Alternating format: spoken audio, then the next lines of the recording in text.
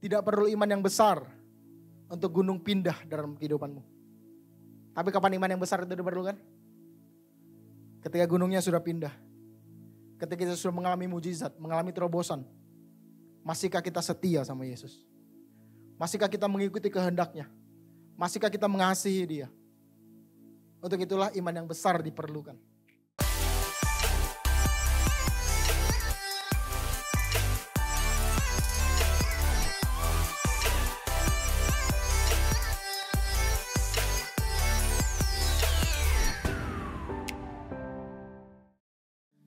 Shalom semua. Sekali shalom.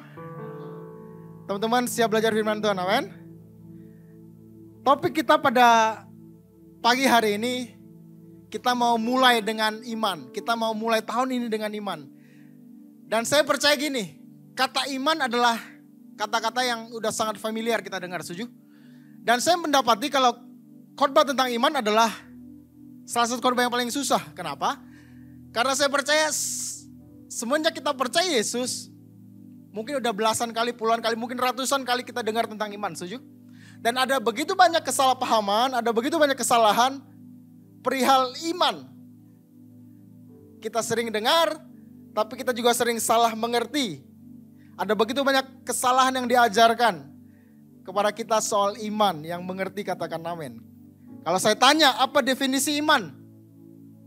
Yang paling gampang kita jawabnya apa? Percaya, setuju? Kalau kita mau bikin simpel apa itu iman, kita bahas apa? Percaya. Kita mengertinya iman adalah percaya. Nah, hari ini tema yang akan saya kasih buat Bapak Ibu adalah kecil, besar, benar. Ini yang didapati di banyak Alkitab. Kalau teman-teman baca, kalau kita bahas soal iman yang muncul ini. Ada iman yang kecil, ada iman yang besar, ada iman yang benar. Nah, kita sambil saya bahas nanti teman-teman bisa cari tahu Bapak Ibu teman-teman semua di posisi yang mana. Gitu ya. Jadi saya percaya gini. Hari ini kita akan belajar sesuatu yang berbeda. Perihal iman. Jadi kalau teman-teman hari ini pulang kepalanya agak-agak pusing gitu ya. Ya minum Panadol gitu ya. Karena saya percaya gini, iman itu bukan cuma percaya. Iman itu tidak berhenti di percaya. Kalau iman itu hanya percaya, ayat ini gak akan muncul. Coba klik sekali lagi. Ini bisa dipakai gak nih? Firman Tuhan katakan di Lukas 18 ayat 8, katakan jika anak manusia itu datang, adakah ia mendapati iman di bumi ini? Pertanyaan ini adalah pertanyaan yang tidak perlu jawaban sebenarnya. Teman-teman kalau pernah belajar bahasa Indonesia, ini pertanyaan retoris. Teman-teman tahu? Gak perlu jawaban, kenapa? Jawabannya udah jelas, susah ditemukan. Kenapa? Gak banyak orang yang punya iman yang Yesus maksud di Alkitab. Kalau kita cuma punya definisi iman adalah percaya, artinya gini, kita semua di tempat ini lulus ayat ini. Kalau saya tanya, siapa yang percaya Yesus di tempat ini? Semua, bener gak sih? Karena kalau teman-teman Bapak Ibu gak percaya, Yesus gak ada di tempat ini. Kalau hari Minggu hujan-hujan, mendung-mendung, teman-teman Bapak Ibu semua hadir di tempat ini, saya percaya karena Bapak Ibu percaya Yesus. Jika anak manusia itu datang, adakah yang mendapati iman di bumi? Artinya gini loh, kalau ayat ini muncul, iman itu tidak hanya sekedar percaya. Ada hal yang jauh daripada itu untuk menggambarkan iman. Makanya ada perbedaan antara orang percaya dengan orang yang beriman. Kita gak boleh berhenti di level percaya. Karena kalau percaya bukan cuma kita yang percaya Tuhan. Ada kepercayaan lain juga percaya Yesus. Tapi ada satu sosok yang juga percaya. Kalau kita baca ayatnya. Engkau percaya bahwa hanya ada satu Allah saja, itu baik. Tetapi setan-setan apa? Juga percayakan hal itu dan mereka. Jadi setan pun percaya kalau Yesus itu. Kita percaya gak? Yesus, iblis. Artinya gini, kalau hari ini kita datang ke tempat ini, terus bilang, aku percaya, aku yang sakit akan sembuh. Level imannya sama kayak, kalau hari kita percaya gini, kita berdoa kalau kita datang ke gereja terus bilang 2025, Tuhan akan pulihkan finansialku, Tuhan akan pulihkan hubunganku. Level iman kita gak sama dengan, gak beda dengan Kenapa? Karena Satan ini juga percaya kalau Yesus itu Tuhan. Nah kita gak boleh berhenti di sini, setuju gak sih?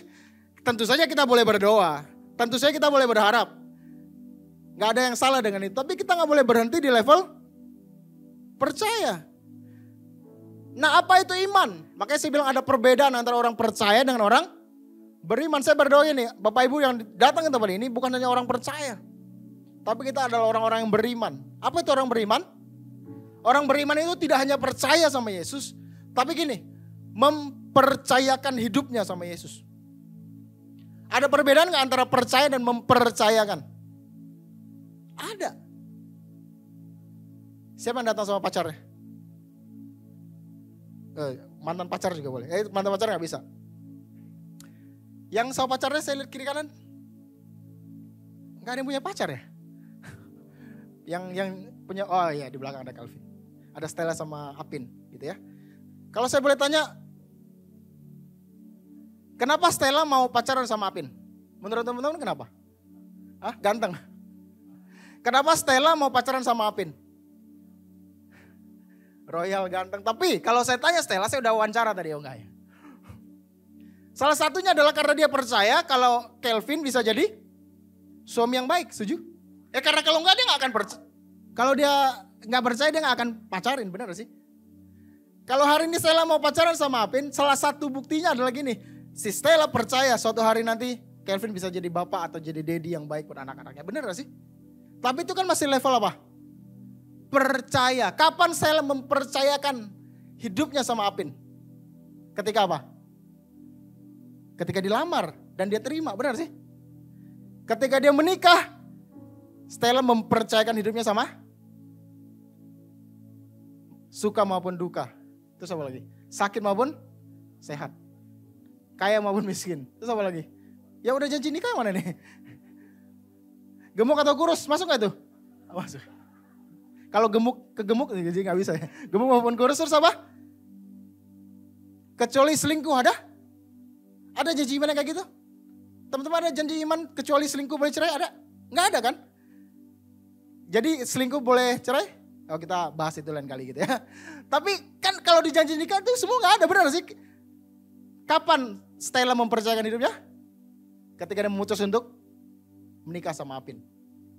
Yang setuju katakan, gak ada yang setuju, cuma satu sih. Tapi itu bedanya antara percaya dan mempercayakan. Nah hari ini kenapa membahas iman itu krusial? Ini kegalauan saya di awal tahun gitu ya.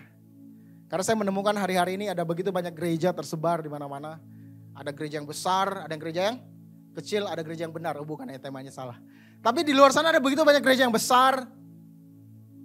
Tapi kegalauan saya ketika saya datang ke sebuah ibadah di tanggal 29 kita gak ada ibadah, 29 Desember gak ada ibadah. Saya pergi ke sebuah gereja yang besar gitu ya. Di situ saya berpikir gini, saya sedih gitu ya. Dalam artian kenapa saya sedih? Karena ada begitu banyak pengunjung di sana. Apa itu pengunjung? Mereka datang hari Minggu.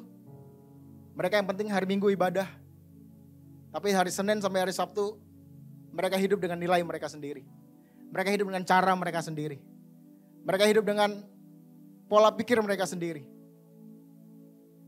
Saya sedih kenapa kekristenan hari-hari ini tidak powerful. Yang setuju dengan saya kalau kekristenan kurang powerful? Karena levelnya masih pengunjung semua. Tidak benar-benar bertobat. Apa itu bertobat? Bertobat bukan yang dulu merokok sekarang bukan itu. Bukan cuman itu. Bertobat itu artinya berganti bos. Yang dulunya saya yang jadi bos, sekarang jadi Tuhan. Nah, hanya ada sedikit orang yang udah benar-benar bertobat. Yang menjadikan Yesus sebagai raja dan pusat dalam kehidupannya. Nah, hari kita mau belajar ada 15 prinsip gitu ya. Apa itu iman yang sejati? Teman-teman siap belajar? Oke, prinsip yang pertama. Dari 15 yang akan saya bahas pada hari ini. Prinsip iman yang benar. Yang pertama adalah iman bukan alat untuk memaksa Tuhan memberikan apa yang? Siapa yang 2025 pengen mengalami terobosan? Enggak ada ya? Oh ada. Siapa yang pengen 2025 naik gaji? Siapa yang 2025 pengen pernikahannya bahagia? Ada gereja-gereja yang bikin tema. Tahun ini adalah tahun pelipat gandaan. Ada gereja-gereja yang bikin tahun 2025 tahun pemulihan, terobosan, terus apa? Percepatan. Atau apa yang dikebut gitu ya. Saya gak bilang ini salah. Sah-sah aja kita berdoa, meminta kepada Bapa yang baik. Tapi tanpa kita sadari, banyak orang Kristen yang tidak menjadikan Yesus sebagai raja lagi. Tapi jadi mesin ATM. Sekali lagi. Berdoa boleh? Coba cek hati dan pikiran kita. Hari-hari ini ada begitu banyak orang-orang yang ngakunya percaya Yesus. Yang harusnya menjadikan Yesus sebagai raja dalam hidupnya. Tapi sudah bergeser. Yesus bukan raja lagi, tapi mesin ATM. Teman-teman lihat foto ini. Saya berdoa foto ini berbicara banyak buat teman-teman. Kita udah gak anggap Yesus sebagai raja lagi. Kita anggap Yesus sebagai vending machine. Kita pengen dapat berkat. Kita pengen dapat terobosan. Kita pengen dapat kesembuhan, mujizat, kuasa, perlindungan, kekayaan. Yang terakhir apa? Pasangan hidup. Kita bayarnya dengan apa? Dengan rajin ke gereja. Kita berpikir dengan rajin ke gereja kita bisa mengalami berkat. Bisa mengalami terobosan. Kita bayar dengan apa? Kita bayar dengan persembahan. Kita bayar dengan perpuluhan mungkin. Kita bayar dengan doa. Siapa yang rajin doa setiap hari?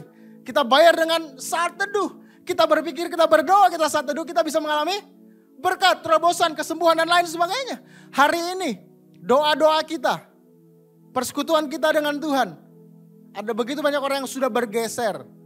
Bukan karena mengasihi Yesus, tapi karena pengen mendapatkan sesuatu dari Yesus. Kita bukan lagi mau mengenal pribadinya, kita pengen dapatkan produknya.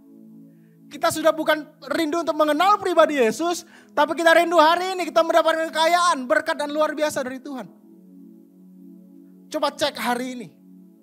Kita datang ke tempat ini, kita rajin ke gereja, kita beribadah. Motivasinya apa? Tujuannya apa? Apakah supaya keluar? Kita pengen dapatkan pasangan hidup? Tentu saja pasangan hidup yang paling baik ada di gereja, ya kan? Benar gak sih? Yang belum nikah sama-sama katakan, cuman kayaknya di gereja sebelah gitu ya, enggak ya? Karena sini. Tapi hari ini kita ke gereja, kita beribadah. Kita berikan persembahan. Kita berdoa setiap hari. Kita saat teduh. Kita ikut friend, ikut komsel misalnya.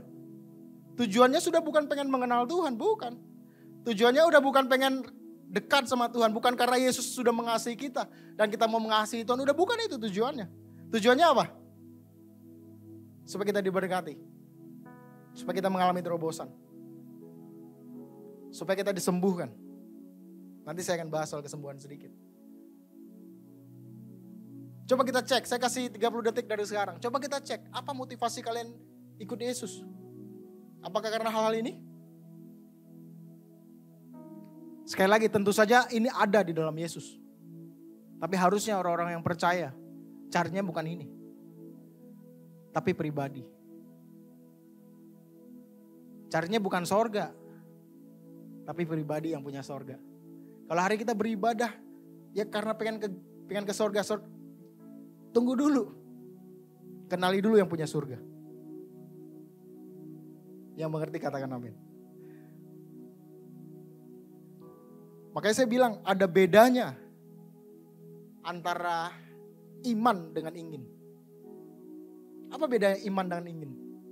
Sama-sama dimulai dengan I, diakhiri dengan N. Apa bedanya? Iman pusatnya adalah Yesus. Ingin pusatnya kepada. Seringkali kita bukan beriman, kita beringin. Kita datang ke gereja, kita bukan beriman sama Yesus. Kita inginkan segala sesuatunya dari Yesus. Kita pakai kata iman sebagai senjata. Untuk memaksakan apa yang kita inginkan. Biasanya kalau kita berdoa, kita biasa bilangnya apa? Tuhan aku percaya, aku beriman. 2025, toko saya yang sepi akan rame. Kan gitu biasanya. Biasa kita pakai senjata apa? Iman. Saya beriman. 2025 saya akan ini. Saya beriman. Keluarga. Itu bukan iman, itu ingin. Iman itu pusatnya kehendak Yesus. Pusatnya raja. Kalau ingin, kita, diri sendiri. Apa yang saya mau. Seringkali kita arahkan iman kita hanya pada jawaban doa pada akhirnya. Ada begitu banyak anak-anak Tuhan yang imannya up and down, benar? Ketika doanya dijawab, beriman, kesaksian dan lain sebagainya. Ketika doanya tidak dijawab, imannya down. Kenapa itu bisa terjadi?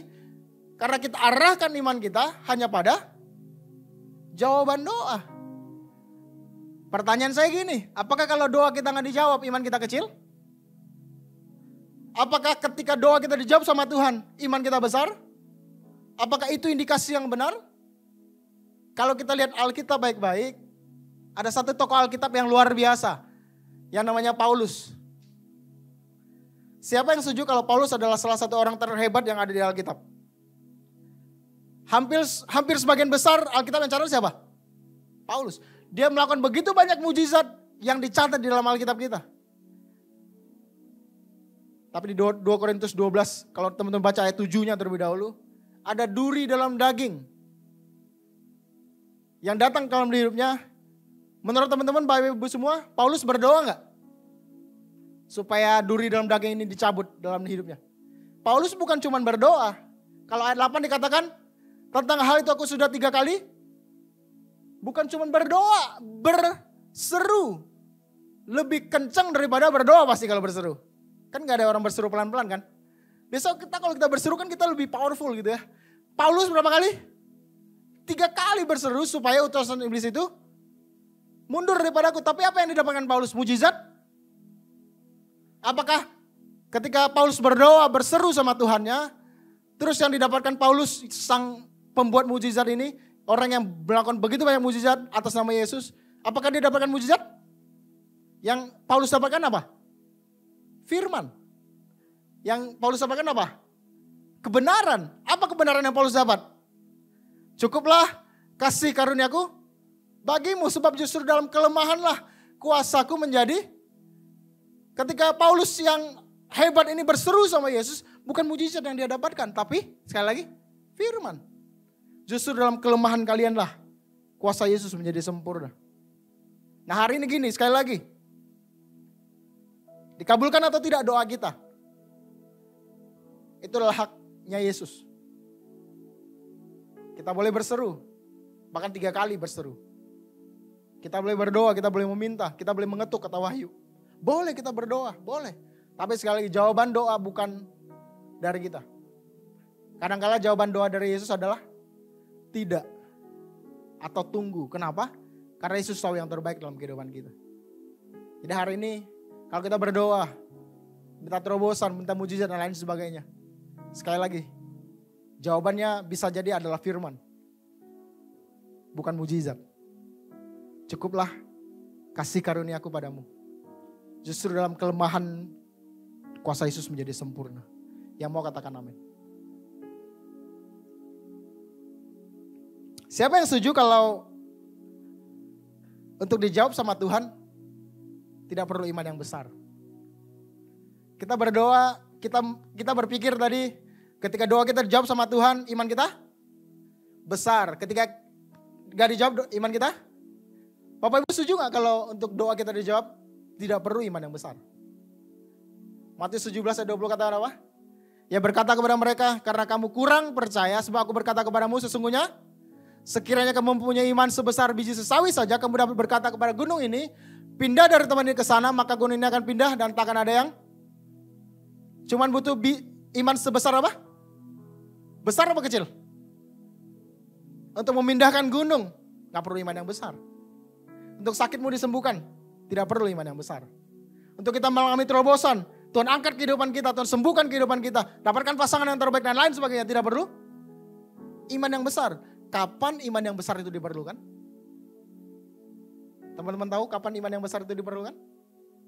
Ketika gunungnya sudah diangkat. Ketika kita sudah dipulihkan. Ketika kita sudah disembuhkan, masihkah kita tetap ikut Yesus? Di situ butuh iman yang besar. Ketika kita diangkat sama Tuhan, dulunya gak ada kerjaan, dikasih usaha, usahanya rame, tiba-tiba hilang.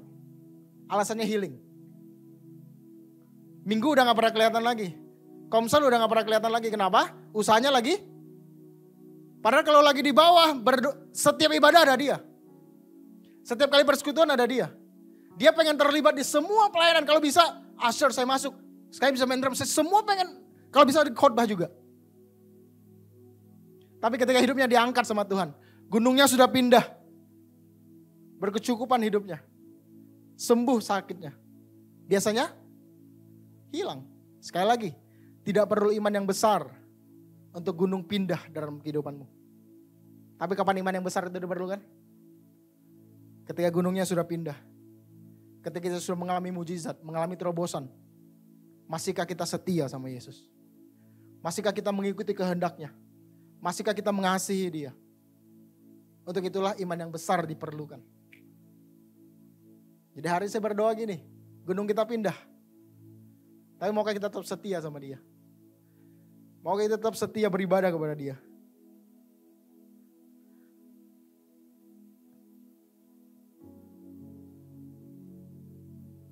Coba next dulu. Tidak diperlukan iman yang besar untuk memindahkan gunung. Tapi diperlukan iman yang besar dan benar untuk tetap setia kepada Tuhan ketika gunungnya sudah pindah. Dari muka-mukanya kayaknya belum mengalami terobosan gitu ya. Dari muka-mukanya kayak 2025 masuk berat banget gitu. Akan terjadi resesi, akan terjadi, ada begitu banyak isu di luar sana yang bilang 2025 tidak mudah. Ada yang masuk 2025 dengan sukacita?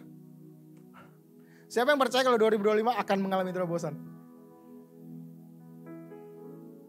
Tapi dari muka-mukanya kurang iman kayaknya. Tapi saya percaya bersama dia Yesus kita dimampukan, amin.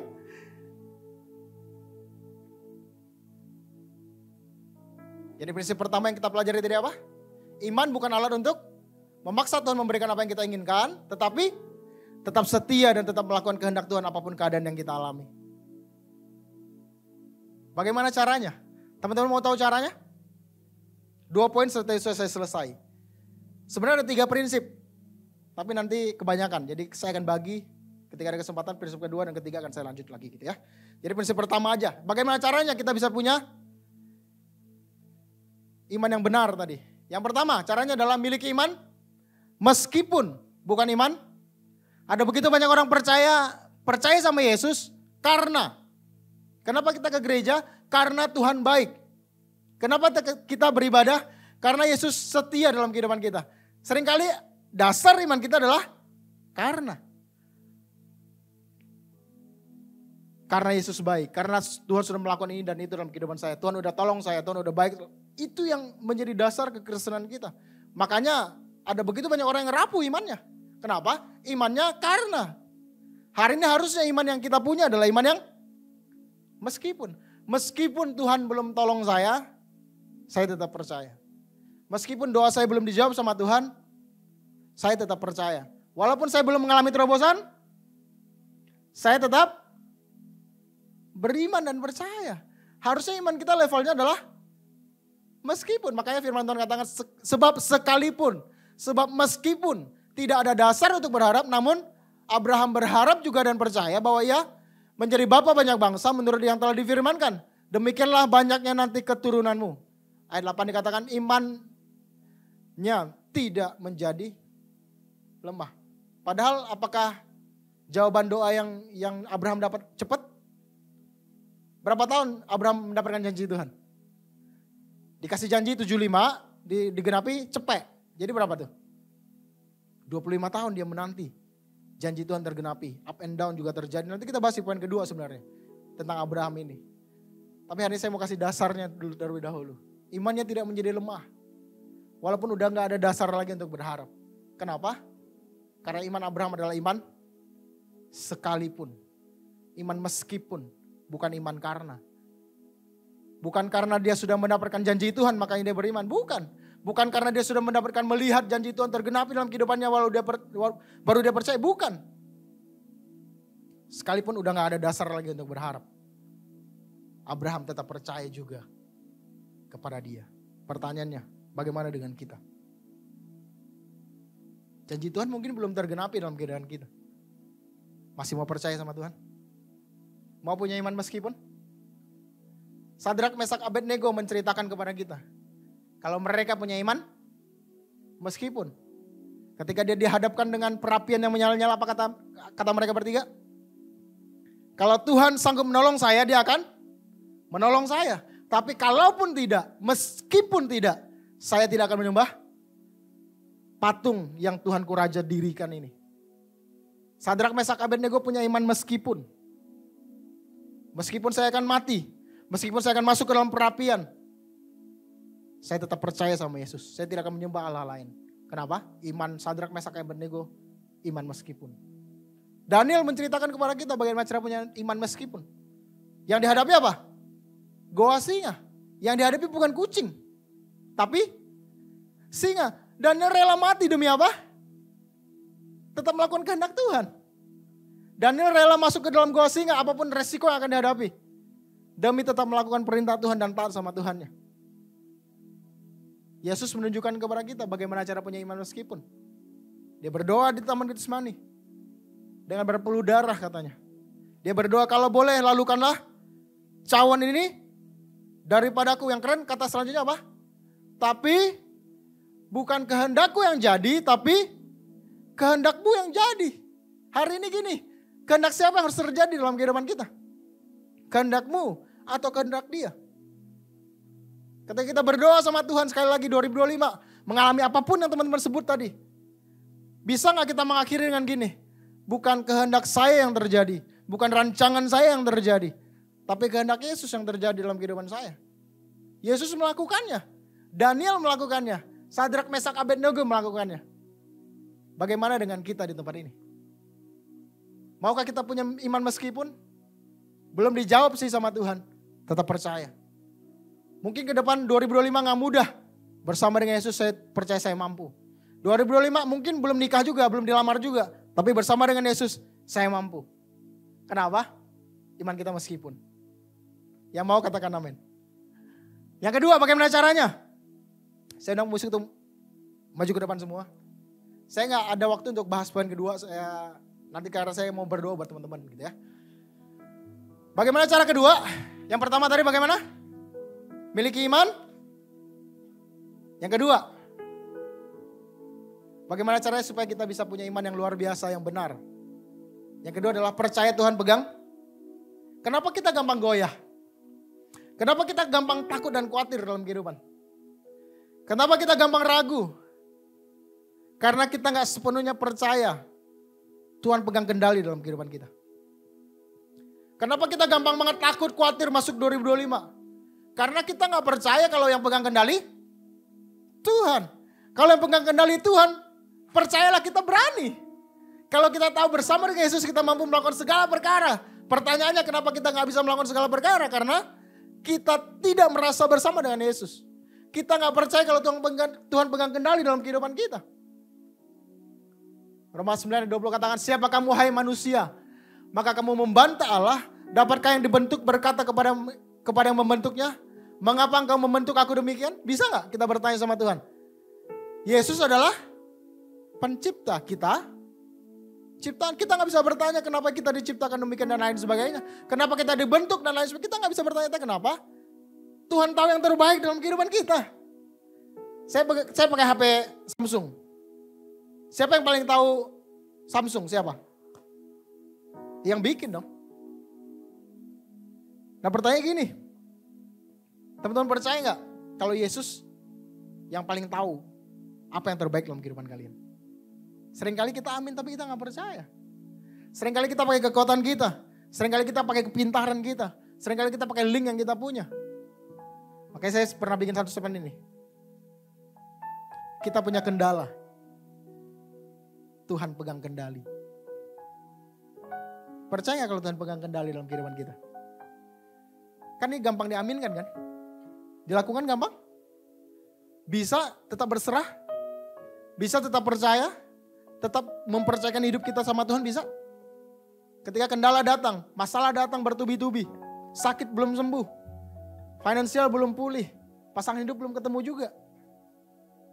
Masihkah kita percaya kalau Tuhan pegang kendali dalam kehidupan kita? Karena kalau enggak, percaya lagi nih, goyah kita. Percaya lagi nih, takut kita, khawatir kita. Kenapa? Kita gak percaya pegang kendali itu Yesus. Saya berdoa, yang hadir pada hari ini adalah orang-orang yang percaya kalau Dia yang pegang kendali dalam kehidupan kita. Ayat terakhir. Sebab rancanganku bukan rancanganmu, dan jalanmu bukanlah jalanku. Demikianlah firman Tuhan. Hari kita harus percaya kalau rancangan kita boleh punya rencana, boleh punya rancangan, boleh. Tapi rancangan kita bukan rancangan Tuhan. Seringkali apa yang kita rencanakan meleset dari sasaran. Seringkali apa yang kita mau tidak seperti yang Tuhan mau. Hari maukah kita berserah sama Tuhan dan bilang, Tuhan, jalanmu yang terbaik dalam kehidupan saya. Tuhan, rancanganmu yang terbaik dalam kehidupan saya. Tuhan, rencanamu yang terbaik dalam kehidupan saya. Saya adalah hambamu, saya adalah anakmu, saya percaya yang terbaik dari Bapa. Maukah kita berkata demikian? Hari ini gini, mungkin yang datang ke tempat ini udah memutuskan untuk ya udahlah, kayaknya saya udah gak mau ikut Tuhan lagi dah. Saya udah gak mau serius lagi sama Tuhan. Mungkin hari kita bertanya-tanya, kita bilang Tuhan itu sebenarnya ada atau enggak sih? Mungkin hari kita bertanya-tanya dengan berbagai macam kendala, masalah yang kita hadapi. Kita mulai meragukan Tuhan. Mungkin ada di tempat ini, atau yang nanti nonton online-nya, yang merasa kalau Tuhan itu gak ada. Yesus itu sebenarnya gak ada. Buktinya saya masih begini. Buktinya saya belum begini. Buktinya saya masih mengalami begitu banyak masalah. Kayaknya Tuhan gak ada nih. Memutus untuk mundur. Pelan-pelan mundur dari pelayanan dulu mungkin. Lama-lama mundur dari gereja. Kalau ada orangnya.